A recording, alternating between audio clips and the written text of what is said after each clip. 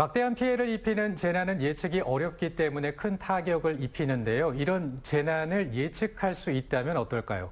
요즘은 AI를 활용해서 재난과 재해를 미리 예측하고 대비할 수 있는 방안도 고민해보고 있다고 합니다. 실제로 연구도 진행이 되고 있다고 하는데요. 오늘 좀 자세히 알아보겠습니다.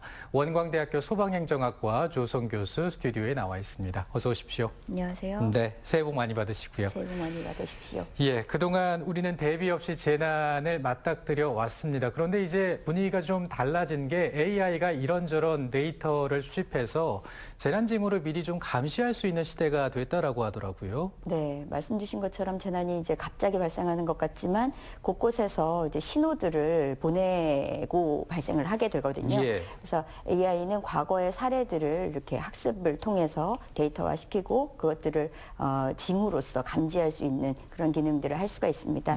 뭐 기상이라든가 지형이라든지 또는 시설이라든지 이런 여러 가지 이제 데이터들이 있기 때문에 이런 것들을 동시에 묶어서 중첩해 보는 것들은 굉장히 강점이 있습니다. 그러다 보니까 과거의 위험으로 이어졌던 패턴들이 유사하게 나타난다고 하면 경고음을 보낼 수 있는 그런 장치들이 이제 갖춰질 수가 있는데요. 그 사람들은 이렇게 경험에 의존해서 이야기할 수밖에 없지만 그 방대한 데이터들을 한꺼번에 학습할 수 있는 AI 기능들을 활용한다라고 한다면 이상 징후들을 좀 더 빠르게 찾아낼 수 있는 그런 강점들이 있겠습니다. 네. 그 AI가 학습한 데이터들을 어떻게 활용하는지가 또 궁금한데요. 폭우나 태풍 같은 이제 기상재해 대비에는 어떻게 또 활용하는 게 좋을까요? 네.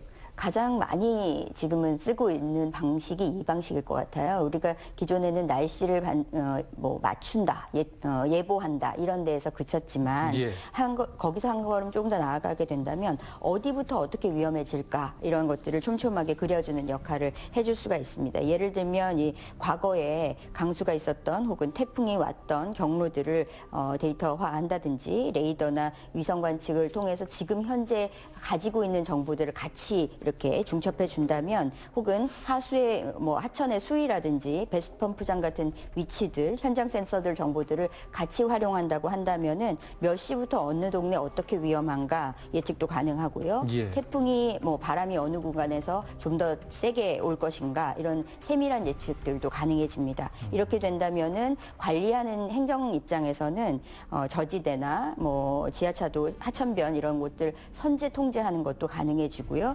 취약시설에 대해서는 사전에 점검할 수도 있고 또 위험 지역에 대해서는 단계적으로 대피 안내까지 사전에 해줄 수 있는 또는 신속하게 더 제공해 줄 수 있는 그런 강점들이 생길 수 있습니다. 예.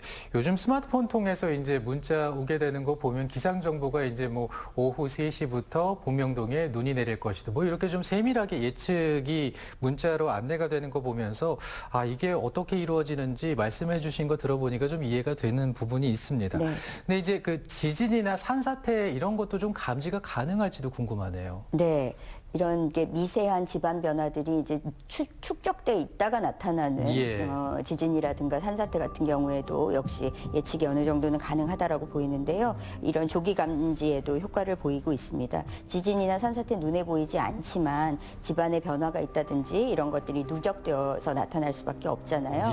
AI는 지진계나 경사계 그리고 강우량이나 토양함수 같은 데이터들을 동시에 볼 수가 있고 위험이 커지는 조합들을 조기에 포착해내기 때문에 경보 수준을 좀 더 정교화해 줄 수가 있습니다. 특히 이제 산사태 같은 경우에는 비의 양도 중요하지만 지반이 기존에 얼만큼 약화되어 있는지가 조금 더 중요하기 때문에 복합 데이터를 보는 이런 AI가 도움이 될 수가 있습니다. 다만 이런 그 데이터들을 활용할 때는 센서가 얼마나 밀도 있게 이렇게 촘촘하게 설치가 돼 있는지 정보를 어떻게 질적으로 파악하고 있는지 이런 것들이 조금 더 중요합니다. 그렇기 때문에 AI를 활용한다라는 자체보다도 어떻게 쓸 것인가, 데이터 인프라를 어떻게 우리가 세밀하게 갖출 수 있을 것인가가 앞으로는 더 핵심이 될 것이라고 봅니다.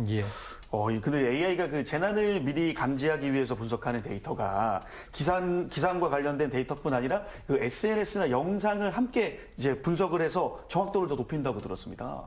네, 재난의 SNS 정보들을 활용하게 하고 있는 것은 조금 어제 오늘 일은 사실 아닙니다. 이 현장에 있는 정보라는 것들은 이제 공식적으로 발표되는 재난 예보들이 한계가 있기 때문에 현장에서 직접 직접적으로 취득하는 그 일반 시민들의 그 정보 제공들이 굉장히 중요합니다. 예. 그렇기 때문에 상황 인지 속도를 빨리 하기 위해서는 이런 정보들도 활용할 수밖에 없는데요. SNS상에 우리가 뭐 진동을 느꼈다, 혹은 뭐 냄새가 났다, 물이 넘치고 있다, 이런 뭐 표현들이 있을 수 있잖아요. 예, 예. 이런 표현들을 이제 미리 AI에 학습시켜 놓고 특정 지역에서 이런 류의 표현들이 갑자기 늘어났다라고 한다면 이것들을 감지할 수 있도록 하는 것들입니다. 그래서 영상들도 마찬가지인데요. 이렇게 침수가 난다든지 연기가 난다든지 뭐 혼잡하게 이렇게 움직임이 빨라진다든지 이런 것들을 이제 AI가 파악할 수 있도록 학습하는 겁니다. 그래서 이런 그 상황실에서 파악할 수 있는 그 직접적인 공식 정보 외에도 눈과 귀를 조금 더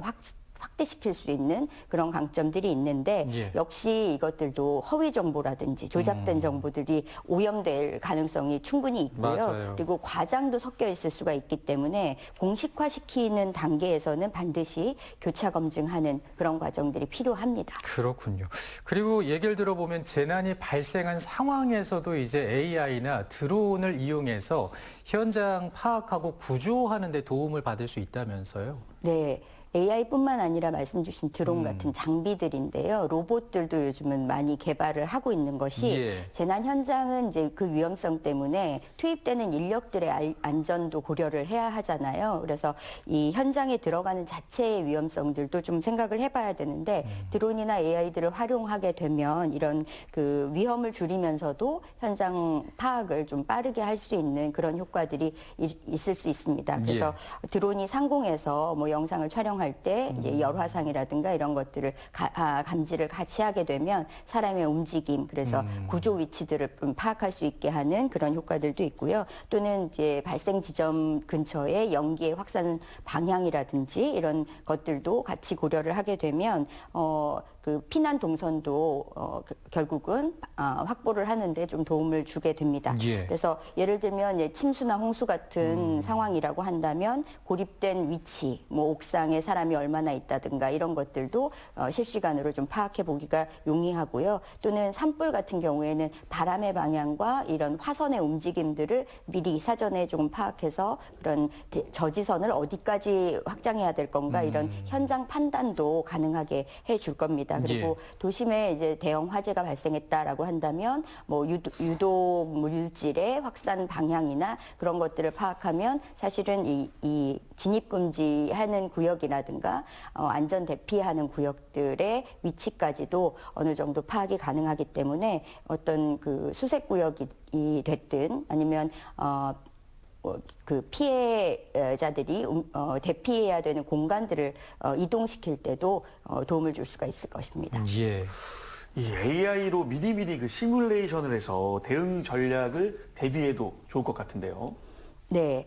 이 말씀해 주신 시뮬레이션, 가상 훈련 해보는 그런 방식들은 이제 최악의 시나리오들을 미리 준비해 보는데 굉장히 큰 도움을 줄 수가 있습니다. 기존에 우리가 가장 좋은 훈련은 직접 그 겪어보는 거다 이렇게 맞아요. 했는데 재난 상황에 그 상황을 직접 만들어서 위험 상황을 겪게 해보는 것이 사실은 쉽지가 어렵죠. 않거든요. 맞습니다. 예, 그런 상황들을 이제 이 AI나 이런 첨단 기술들을 통해서 시뮬레이션 해보게 된다라고 하면 여러 대안들을 바꿔 끼워가면서 사실은 좋은 대안들을 이제 최적화시키는데 큰 도움을 줄 수가 있거든요. 현장에서는 지금 이걸 디지털 트윈 같은 거 있잖아요. 예, 게임에서도 그런 디지털 트윈 활용한 게임들 많이 하고 있는데 그런 것처럼 이렇게 가상의 도시, 지금 우리가 살고 있는 도시와 유사한 형태를 만들고 거기에 기상이라든지 화재라든지 혹은 지금 뭐 겨울철이니까요. 블랙아이스 같은 조건들을 같이 집어넣게 되면 어떤 일이 어떻게 벌어질 수 있고 이게 뭐 시간대에 따라서 어떤 뭐 변화를 줄 수 있고 하는 것들까지도 구체적으로 감지할 수가 있습니다. 예, 정말 기술의 발전이 놀랍습니다. 근데 이런 자연재해뿐만 아니라 산업재해에서도 AI를 활용해서 안전 관리 체계를 구축하는 방안도 마련 중이다 이런 얘기가 나옵니다. 네. 산업 현장에서 이제 산업재해 요즘에 특히 관심이 많은데요. 예. 이것들은 이제 발생 이후의 대응 단계보다는 사전에 이제 예측 감지하는 데에 좀 방점을 많이 찍고 있는 것이 핵심적입니다. 예를 들어서 이제 설비가 이제 자동화되다 보니까 이게 점검 주기를 어떻게 가져야 하는 거가 이제 나와 있기는 하지만 이게 작동이 어느 수준으로 이루어진 거에 따라서 이제 경우가 다 다를 수가 있잖아요. 예, 예. 이게 설비의 뭐 진동이라든가 온도라든가 이제 압력이라든가 이런 것들이 어떻게 반복되면 이제 점검 주기를 어떻게 변화시켜야 된다든가 하는 것들은 이런 AI를 활용해서 조금 더 정교하게 만들 수가 있고요. 또는 작업장에 이런 CCTV라든지 센서들을 부착하게 되면 작업자의 움직임 그리고 그 뭐 작업 중에 일어나는 이동들 간의 뭐 충돌 가능성 이런 것들도 미리 사전에 감지가 가능합니다. 예. 결국은 이게 이제 실시간으로 이제 경고가 이루어질 수 있게 만들어 주는 것인데 뭐 작업을 하는 입장에서는 사실 근로자 입장에서는 이게 감시의 눈처럼 보일 수도 그럴 수 있고 있겠네요. 네. 또는 공정이라는 것이 또 어느 경우에는 비밀스럽게 이루어져야 되는 것들도 있어서 이런 그 어려움들은 좀 있을 수 있습니다. 그래서 감시나 위험 이런 것들이 아니라 위험을 사전에 경고해주는 그 최소한의 장치로 좀 활용이 돼야 될 것 같습니다. 예. 네.